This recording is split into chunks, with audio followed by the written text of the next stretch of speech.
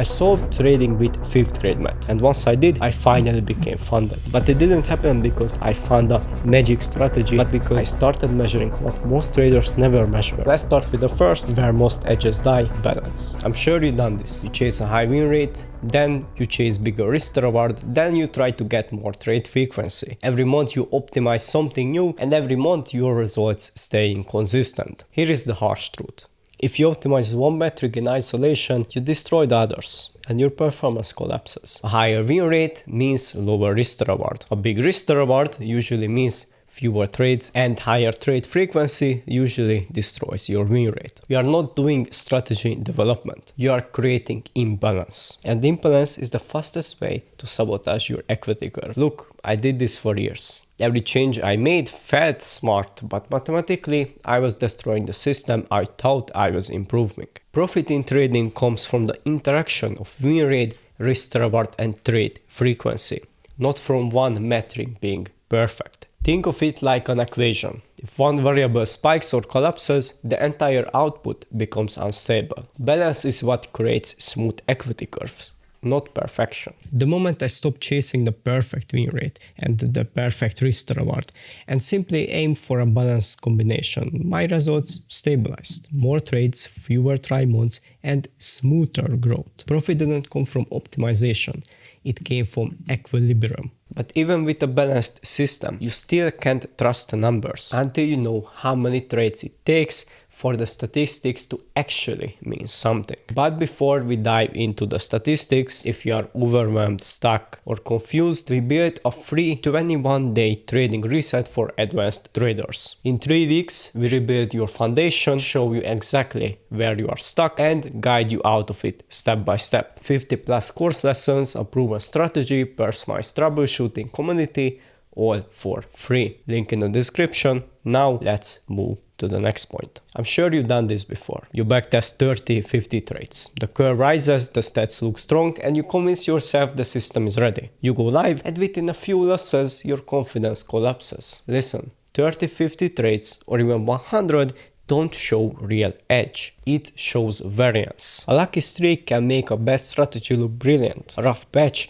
can make a good strategy look broken. If you rely on tiny sample sizes, you are not building a system. You are testing randomness. Your emotions swing wildly because the data you trust has no statistical weight. When I finally extended my test to 300+ trades, I realized most of my promising systems were just statistical illusions. Statistically, an edge becomes visible only after a large sample size. It's the same reason casinos run millions of rounds. Small samples lie.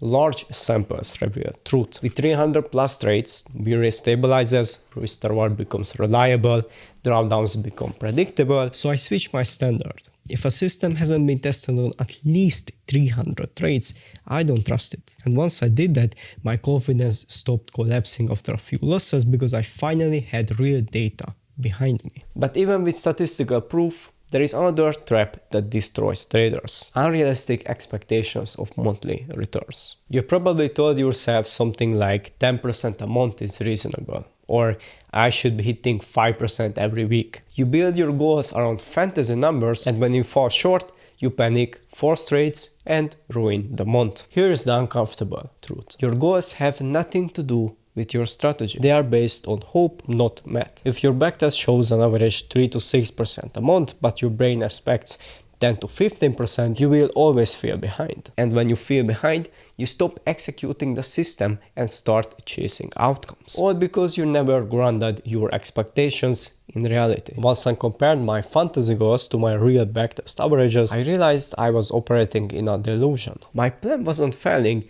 my expectations were. Your real monthly average must account for your actual win rate, your actual risk reward, your true trade frequency, and your cost per trade.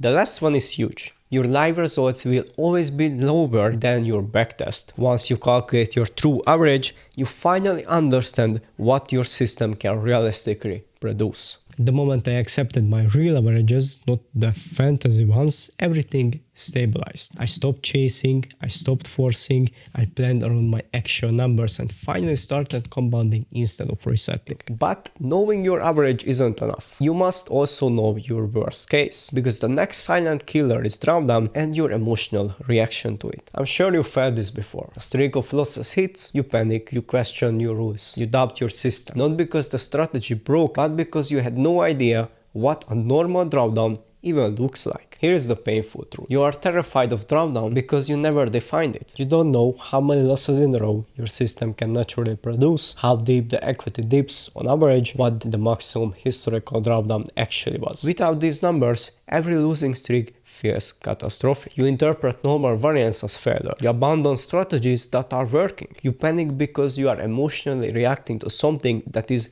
mathematically expected. Drawdown is built into your win rate and risk reward.